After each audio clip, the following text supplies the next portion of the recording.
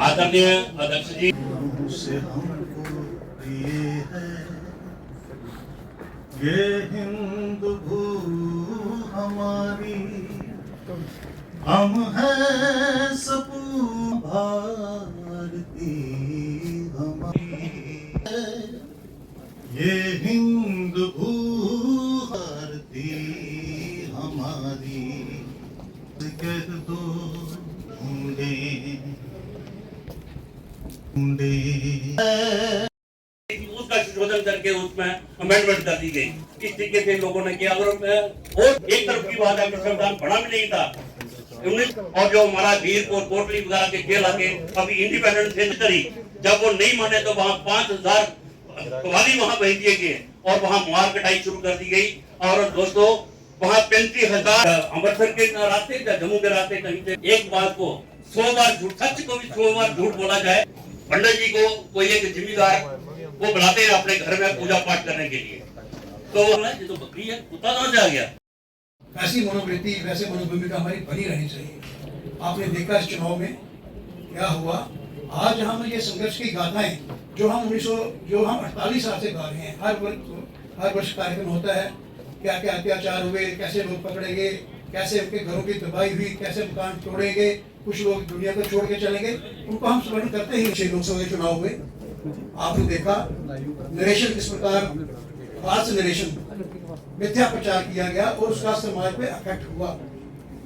हमारे साथी कांग्रेस पार्टी ने क्या क्या संविधान के साथ अवहेलनाएं की, क्या क्या लोकतंत्र का मजाक उड़ाया, गला घोटा, सब बोलेंगे। मैं जम्मू कश्मीर के पृष्ठभूमि में बात करूंगा। हमारा संघर्ष जब शुरू हुआ 1947 में, तब प्रजा परिषद जिसके हम आगे चल के जानशीन है, उसी झंडा को लेकर चल रहे हैं। और उस वक्त जो आंदोलन हुआ था 370 के खिलाफ, उसमें प्रजा परिषद के जो क्रांतिकारी थे वो अपने गले में राष्ट्रपति का चित्र लटका के चलते थे। एक हाथ में कॉन्स्टिट्यूशन, एक हाथ में तिरंगा झंडा।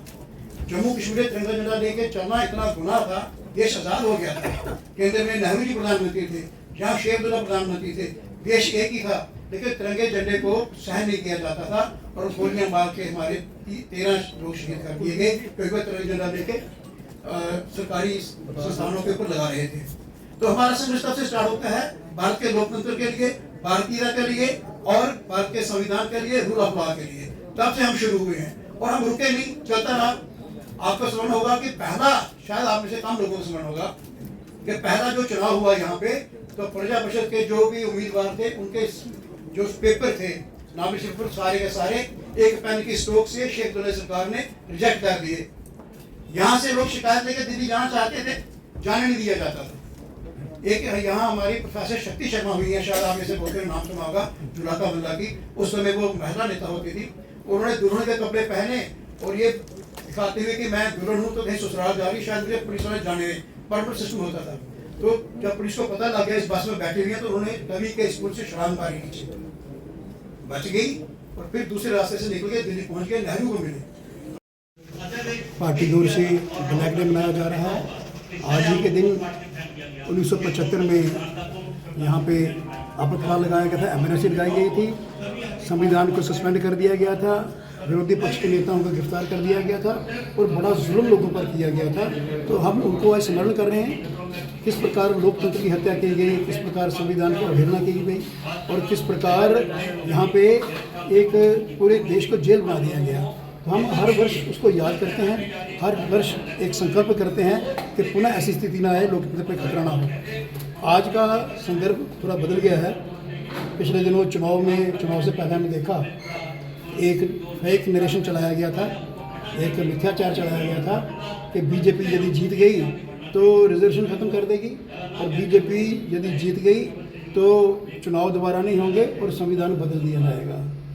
आज हमने यहाँ मिसालें दी हैं सुनने वालों को कि किस प्रकार 100 बार अमेंडमेंट कॉन्स्टिट्यूशन ऑफ इंडिया की कांग्रेस ने की, किस प्रकार जम्मू कश्मीर के अंदर एनसी जो थी वो कांग्रेस की ही एक लोकल पार्टी बन के काम करती थी, यहाँ कांग्रेस नहीं होती थी। किस प्रकार उन्होंने जुल्म किए अनुसूचित जाति लोगों को, तब उन्होंने रिजर्वेशन नहीं दी, फिर एक शख्स ने बलिदान दिया मरना बच रख के, फिर मिली। इसके अलावा जो लोकल लाठीज जो बाहर के लाठीज हैं उनको जो कस्टोडियल लैंड दी गई, उनको ओनरशिप नहीं दी गई।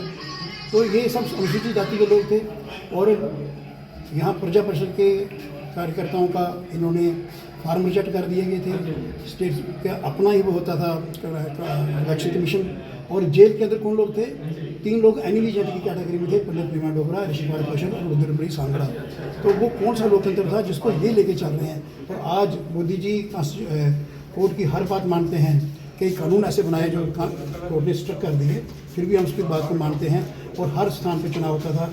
यहाँ पे लोकल बॉडीज़ के नाम पर नोटिफाइड एरिया कमेटी होती थी, टाउन एरिया कमेटी होती थी। आज हर जगह म्यूनसिपैलिटी का चुनाव हो रहा है, पंचायत का चुनाव हो रहा है। तो डेमोक्रेसी को लेके हम लोग आए हैं। हमने गोलियों पर छाती पर गोली खाई है तिरंगा झंडा लहराने के लिए और भारत को यहाँ लाने के लिए। तो आज हम ये संकल्प कर रहे हैं कि ये फेथ जो नरेशन है, मिथ्याचार जो है, इसको समाप्त करेंगे, इसका भंडाफोड़ करेंगे। और संकल्प ये भी ले रहे हैं कि हम कभी ऐसी स्थिति नहीं आने देंगे कि हम